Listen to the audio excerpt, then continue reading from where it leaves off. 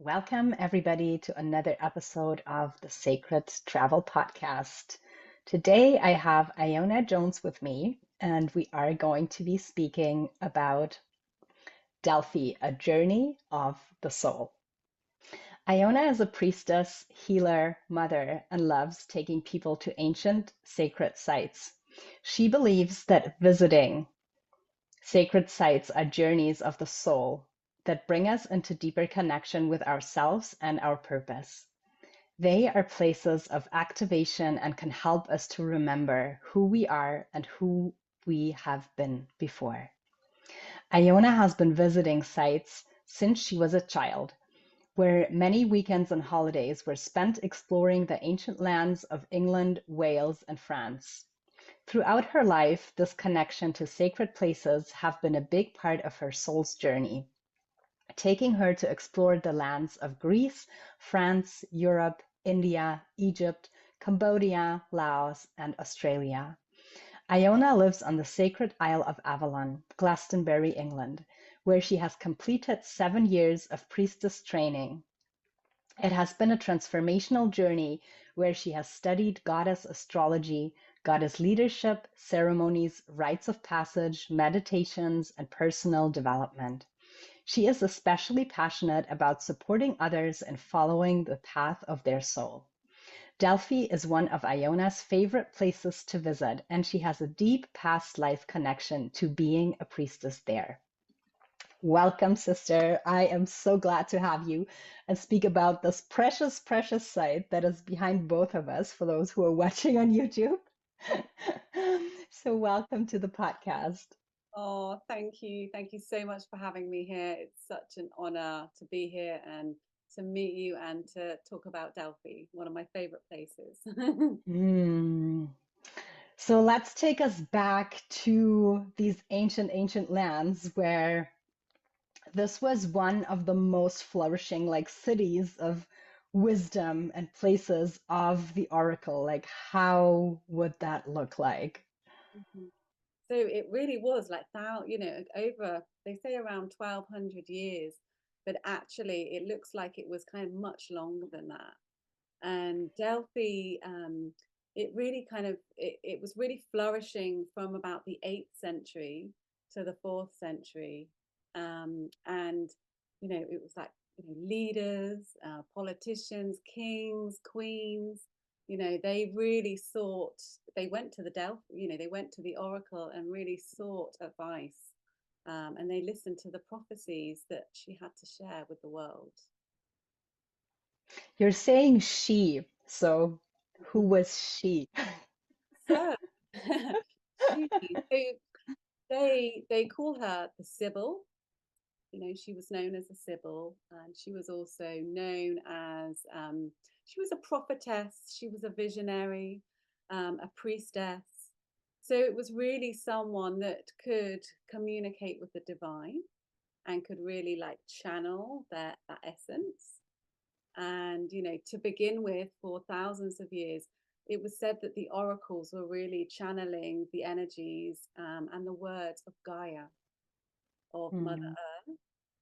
And there isn't that much written about those times, but we know that in our hearts that was, for me, that feels like that was the true oracle when it was coming from Mother Earth.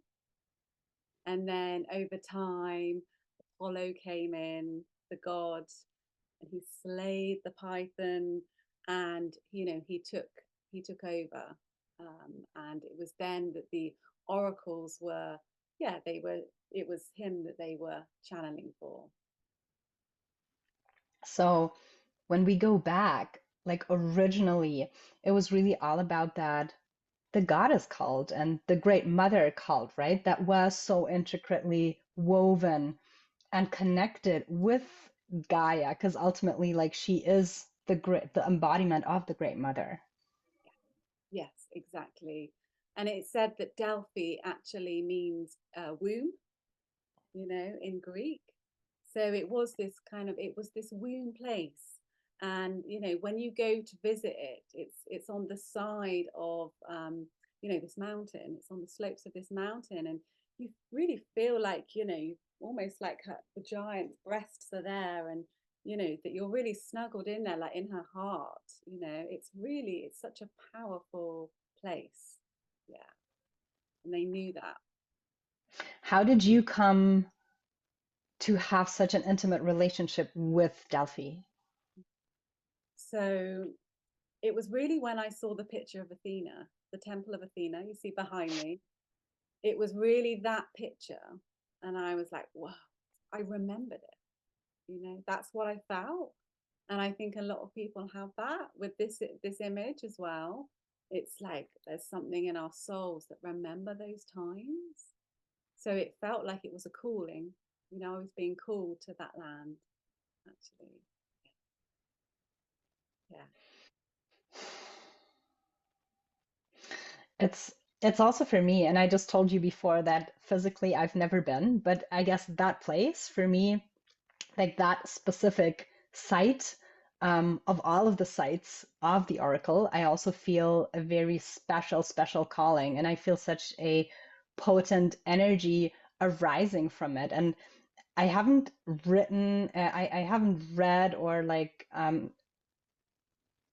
yeah, seen anything really written about it, but to me, it feels that that was like the original place of the Oracle and where it would have been. How do you feel about that? Yeah, I mean, that really resonates with me as well. There are a few places. There's also a place much further up the mountain, which is this ancient cave called the Corrigan Cave, which is the most magnificent cave I've ever been in. And that also felt like an oracle place. There's something Mm, about the land there. There's a real potency and power that is held there. And that's, yeah, you can just feel it. So I think that whole landscape, that's what they would have done. yeah. So what happened after that you heard the call when you went? Did you have that like resonance and the remembrance while being on site? Yeah, I did. But what happened was I went on a family trip there, and I was really like hoping, I was really wanting something to happen. I was really like calling in an experience and remembering. Um, and then yeah, you never know whether that's going to come or not. Yeah.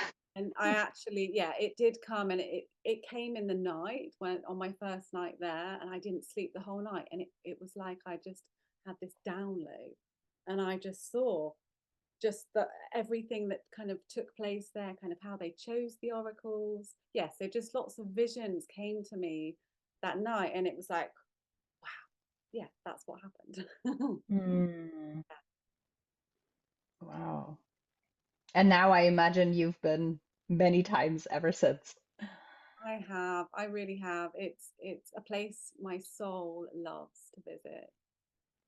I get emotional just thinking about it because it's like I just remember being there in those mountains, you know, like bathing in the spring that's there. Even when I saw the spring, it was like, remember this again.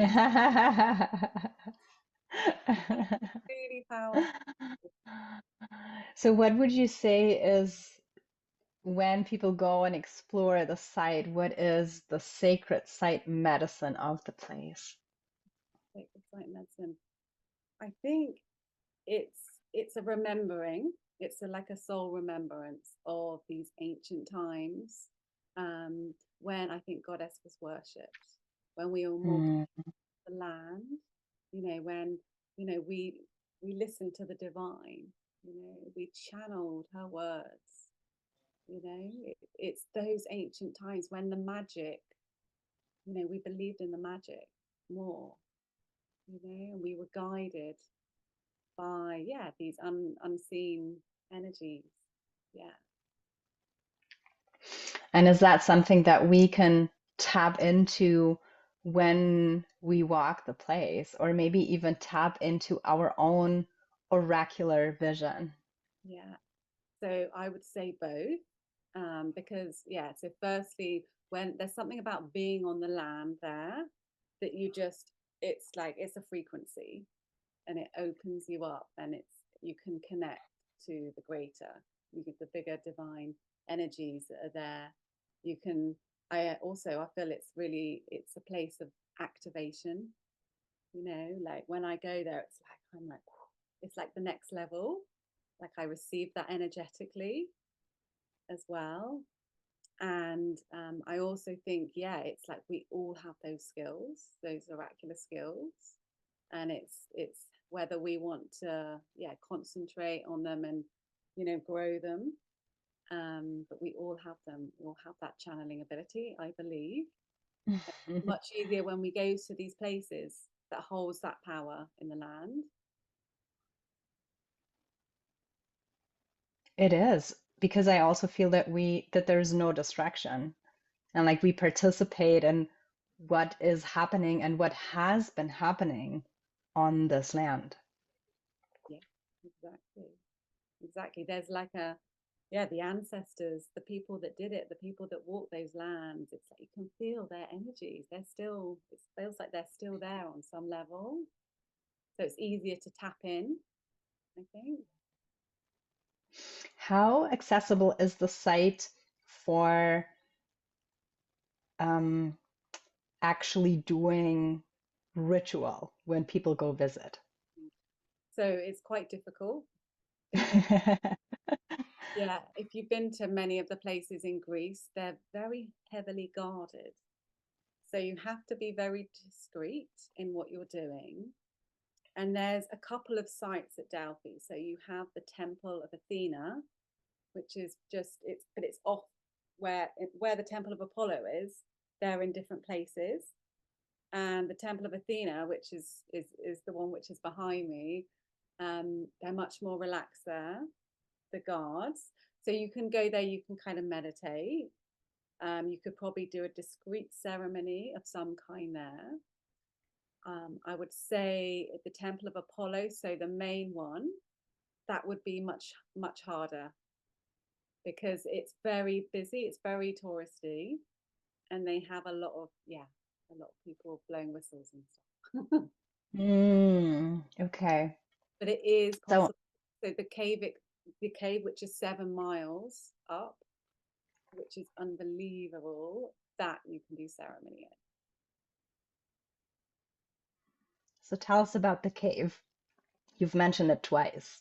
in. I know the cave just calls to my soul. It's so the ancient route of Delphi.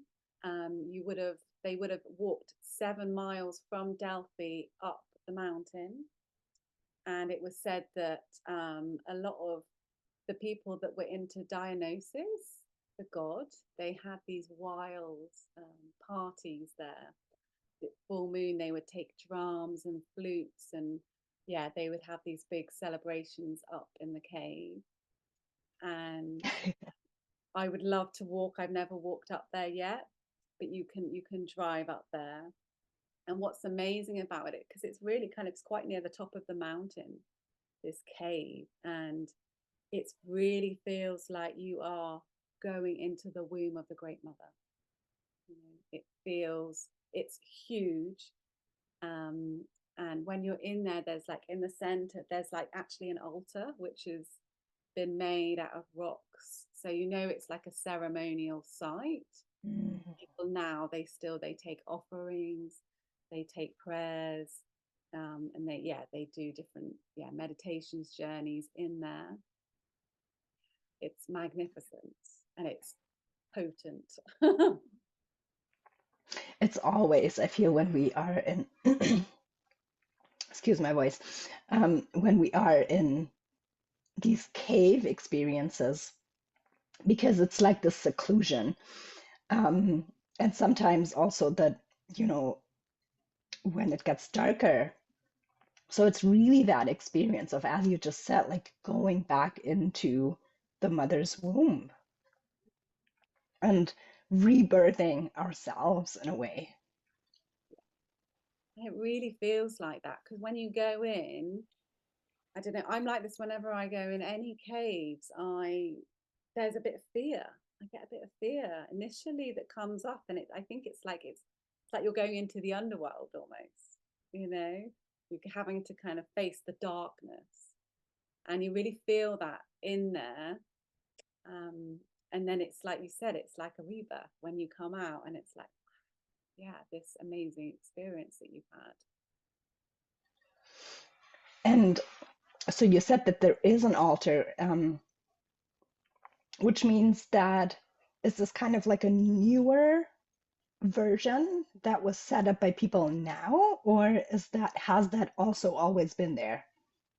So that's new because when I went a few years ago before COVID, it wasn't there.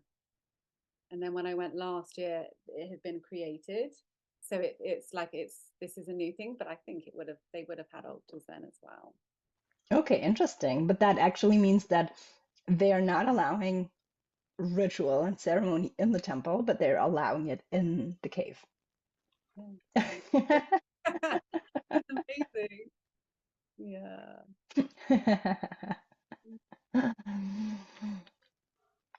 And how, so when you compare the different energies that are present, how would you describe them?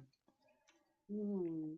Okay, so I would say the cave, like I said, it feels like Gaia. It feels like that primordial energy. It's like being in the womb of the Earth Mother. So it's very different. It's very like a more of a grounded, embodied kind of energy, I would say, in the cave. Whereas when you go down the mountain, so when you go down to Delphi, again, for me, it's a very feminine energy. Very feminine, even though it was the Temple of Apollo. It all feels feminine there for me. Um, yeah, and especially in the Temple of Athena, yeah, it's just this very high vibrational place. So it's very different from the cave, actually. Yeah.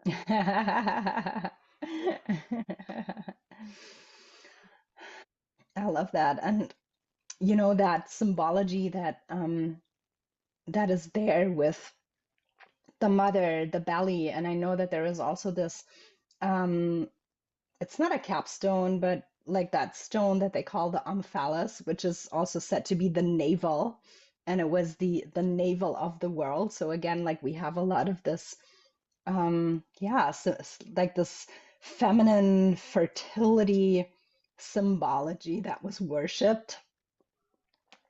And I know that also Delphi is very much connected to the bees, right? And like the bee priestesses. Can you speak a little bit into those? Yeah. So I'm only just discovering about the bee priestesses, but it was also said that the very early oracles they they used honey. Okay, they used honey, and they used these pebbles, and it was like a divination tool. So there's this connection to this honey, and even Hmm. now there's, you can get priestesses of the bees now. It feels like a very ancient lineage, that it's still, that comes from those times. Yeah. But yeah, I think it was, yeah, I think it was used. The reason the honey is there is because it was used as part of, yeah, the oracling, you know, it was the medicine. It was the medicine, yeah. And it's also, I mean, it feels very much like the nectar of the gods, or the goddess, so it makes a lot of sense. Completely. Yeah, completely. Yeah, so that's, yeah, very exciting. Wow. So, what was one of your most profound experiences with Delphi? So I had this, it was a past life memory actually that has most influenced me, and that was really being an oracle there. So I really had this memory surface, showing me doing kind of like the on the day of the oracling, they would fast and they would bathe in the springs, and like smoke themselves with the laurel leaves. And I really just had this memory of doing that, and then Mm, down to where they did the oracling, and it was very, very strong for me. It was like, yeah, it was like watching TV or something. It was so strong. It was so clear. And really, it really helped me to remember by remembering who I was, yeah. And I feel like this from other sacred sites as well that I've been to, these rememberings, they help me to be, for me to be more fully who I am now, you know, and that's what happened at Delphi. So would you say that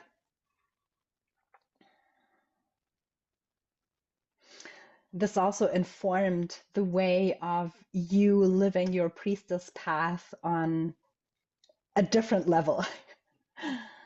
Yes, definitely. Because when I went there, it was like this activation happened within me, this remembering of who I'm meant to be in this lifetime. And I first went when I was starting on my priestess path. Mm, And so it felt very much like I had to remember first to realize what my purpose was. yeah, yeah, that makes sense.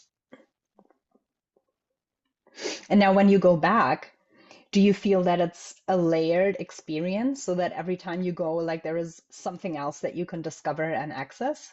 Yes, yes, definitely.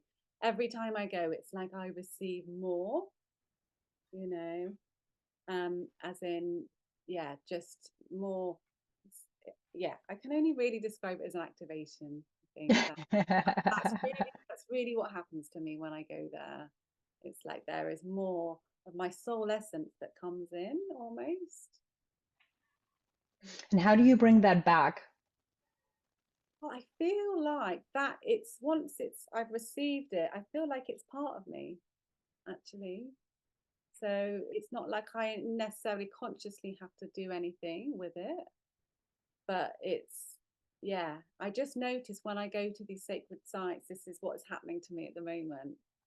That I feel more empowered, I feel stronger, more aware, more present. That's awesome. So it's like an instant integration. Yeah, it is. It seems to be now. Yeah, yeah. It's kind of feels kind of easeful.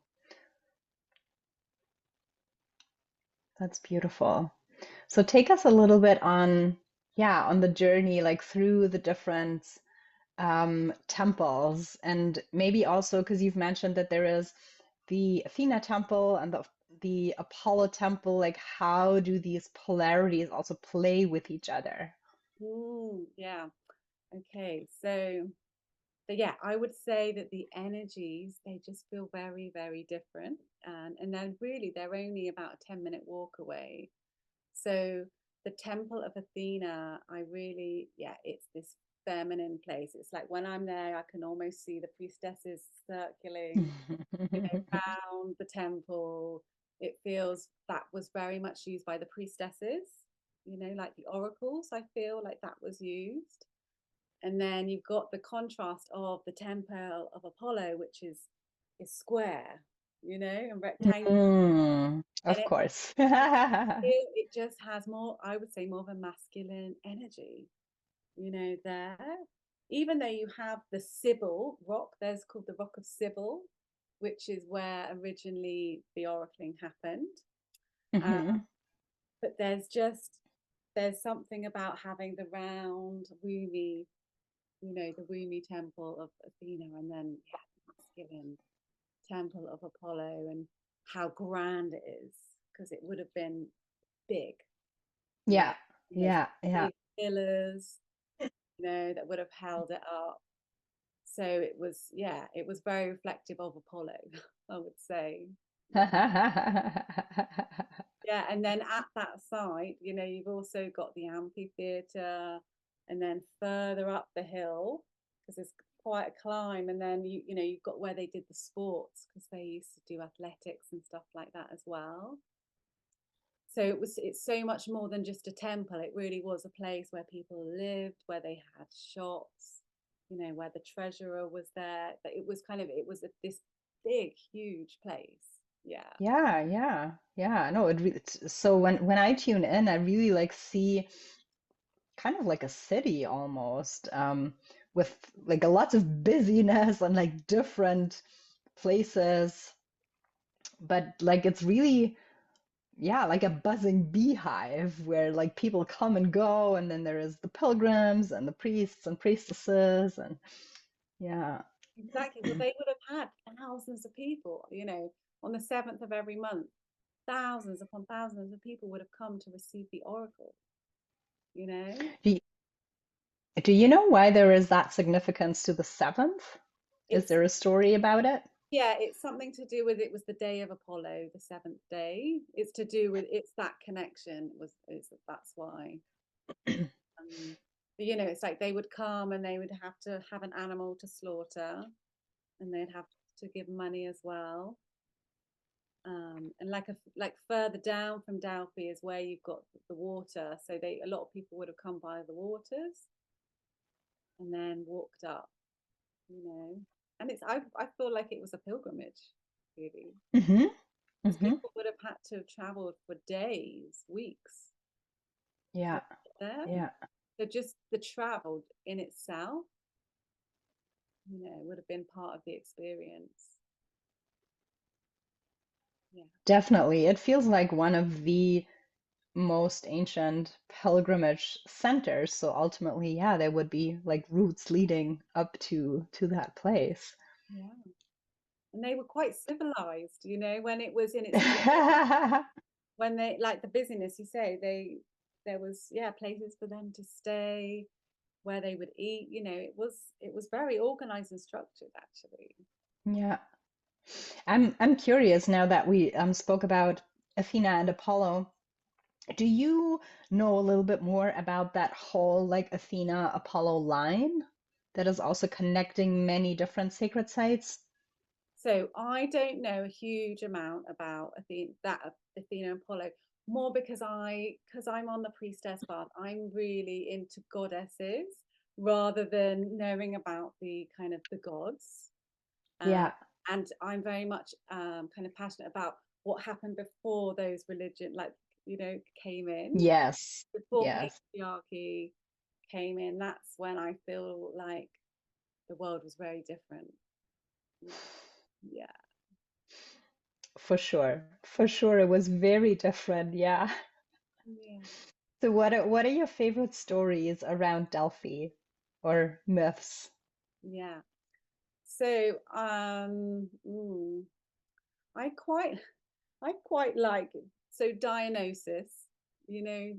So it was said that there were times when he was worshipped just as much as Apollo was, because they were brothers. So it was like they were sharing it. So 9 months of the year it was mainly Apollo, okay, and then up from November to February, that was when Apollo would disappear. Over the winter, Mm-hmm. Dionysus would come Mm-hmm. strongly, and they would do these really. They would do the rites of Dionysus, they were called, and again they were like mysteries, which we don't really know what happened, but it sounds like they were kind of more sexual. They were really in touch with their kind of sexual energy, their life force. There would be these wild parties that happened. But it was said that the Oracle of Delphi, so, it was like a sisterhood of priestesses. There was more than just one at any one time. And it was said that although they were the oracles for Apollo, they were also for Dionysus. They would lead the rites for Dionysus. So, Mm-hmm. like, I quite like, because Apollo and Dionysus, they're very different energies, but they coexist, Completely. and they coexisted together on that land. And I think yeah, that's quite amazing, because that happened for quite a long time. Yeah, I think it would have been fun to have been there. Yeah. Well, you've been there for sure, and Yeah, many of us too. So yeah, yeah, exactly. yeah, he's always the when I think of the more like Celtic mythology, I see the horned god or the green man. That's like how I feel the similarities and like this Beltane energy in a way. Yeah, exactly. Exactly. And that's what we're just diving into here in Avalon, is the Beltane. Mm-hmm. Mm-hmm. Yeah, yeah, yeah. Beautiful. So you're also leading tours to Delphi. What can people experience when going on a tour with you? Yeah. So we are running one in May. It's me and a sister priestess, and really, this is really about us kind of following the ancient pathways of the ancestors. So we are starting in Athens, where we're going to go to the Acropolis and the Temple of Athena, and then we are going to journey up to Eleusis, you know. So Eleusis, again, Eleusis was where the Eleusinian mysteries happened for 2000 Mm, years, which is another place which, just like Delphi, really is really, yeah, fascinating. And then we're going to journey up to Delphi as well. And we're going to have about 4 days in Delphi. And we're really going to be working like with different themes. So we are going to be really connecting to the Oracle of Delphi, seeing what wisdom she has to share with us in her lives. We are going to be learning about like Oracle within, so doing like yeah. particular practices, like really connecting and tuning into that part. And then we are going to be working with the Oracle of Gaia, with the earth energies. Mm, And we are doing lots of ceremonies and meditations and journeys, as well as allowing people to have space to really drop in themselves, yeah. so really connect without it being too busy, just really tuning in to them. Yeah. So yeah, it's really exciting. We can't wait. Yeah. It sounds very yeah, very much like something that I would totally enjoy, especially also given the not so sunny weather right now where I am. So it's like I can't wait. I know. Yeah. So Yeah. you do have still spaces, right? If anybody is interested, please reach out to Iona and see, yeah, if that's a match. Is it 1 week overall or a little longer?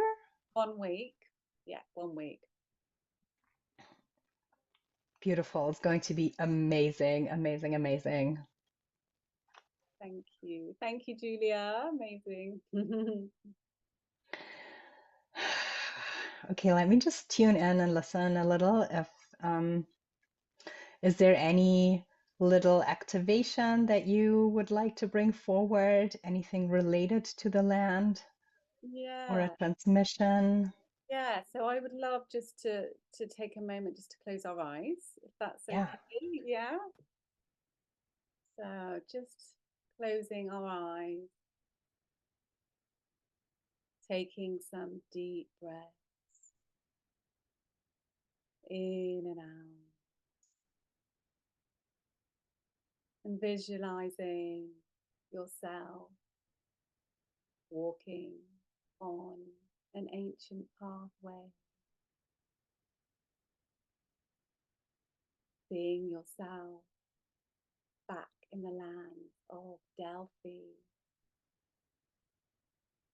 walking down to the temple of Athena, feeling the warm sun on your face, feeling the dust between your feet. And as you slowly walk down, you approach this beautiful round temple with pillars made in marble, and really taking a step forward and allowing your heart to open to the golden light of Delphi,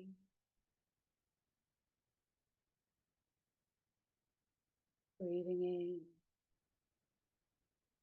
this light down into your body, this frequency this ancient, potent place, seeing this golden light moving through your body, activating your cells, allowing you to embody more of your soul's energy.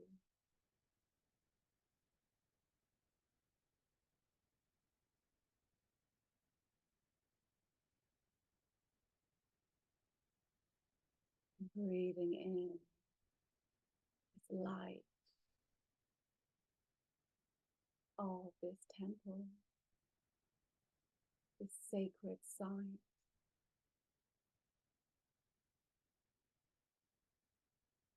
allowing you to remember who you are and who you've been before.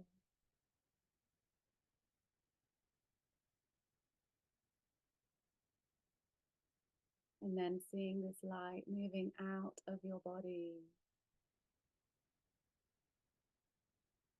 out into the world, this light encircling the globe with the light of Delphi.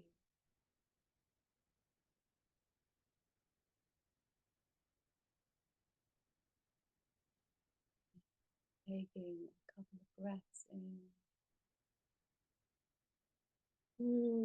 Coming back into your body.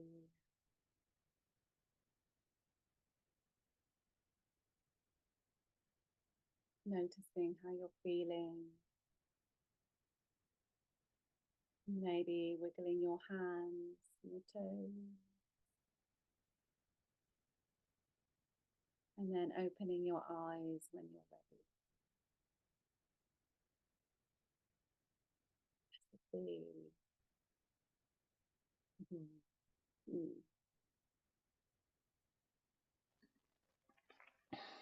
Thank you so much. That was beautiful. I can feel the sunlight on my face and like smell pine trees and hear the cicadas. So very much this spring, almost like summery energy of the Mediterranean and warming my own, soul and heart for the energy to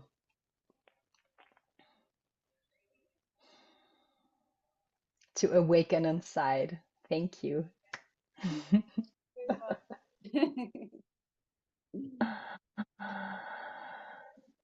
Beautiful. Is there anything else that you would like to share as some final wisdom? Yeah, I think just one more thing that, if we can go to these ancient sacred sites, it's like they are such places of power. And I think in this time of transition on the planet and everything that we're moving through, I feel that we're all being called to visit these places, these places of power to really, to really embody more of our soul essence and more of our power and to really align us with our purpose and where we're heading. So, yeah, just inviting everyone, stones, rocks, rivers, anywhere. Yeah. So, so true, all that you said. And I feel all of these sites can be such a catalyst for, yeah, our own soul to take over in that like human experience and really come online more and more and lead the way. So that is,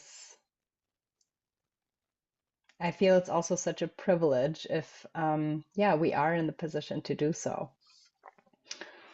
And if we're not, then people can listen to the podcast and still like receive the frequency and the activations from that. Well, thank you, Iona, for coming. I wish you the most beautiful journey for your upcoming trip with the students, and I feel really, yeah, motivated to and inspired to visit the Oracle soon myself. So let's see when I can do that. Thank you for sharing all of that wisdom and just being the oracle for the oracle and giving it a voice. Thank you so much, Julia. It's such an honor to be here. Thank you. Thank you everybody for tuning in.